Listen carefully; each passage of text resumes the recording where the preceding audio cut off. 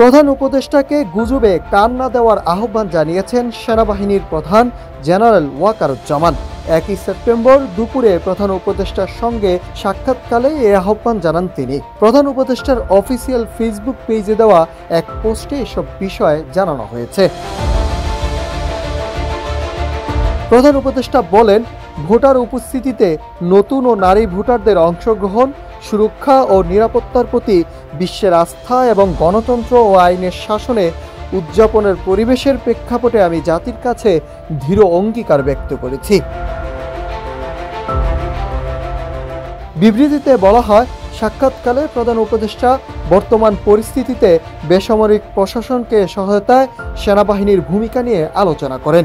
তিনি আইন শৃঙ্খলা রক্ষায় অব্যাহত অবদানের জন্য সেনাবাহিনীকে ধন্যবাদ জানান। এখন যে কোনো ব্র্যান্ডের পুরাতন এসি বদলে নতুন ওয়ালটন এসিতে উপভোগ করুন 25% ছাড়।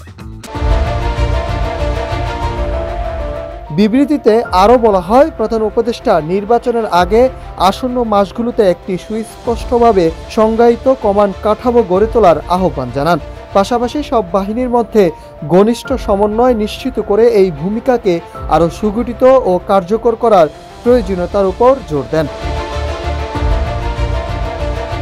এদিকে জেনারেল ওয়াকারুজ্জামান প্রধান উপদেষ্টাকে অন্তর্বর্তীকালীন সরকারের সঙ্গে তার পূর্ণ সহযোগিতার আশ্বাস দেন।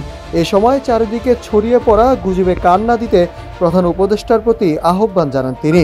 সরকারের সব উদ্যোগ ও কর্মসূচিতে সফল করতে সমগ্র সেনাবাহিনী বদ্ধপরিকর বলে তিনি প্রধান উপদেষ্টাকে অবহিত করেন।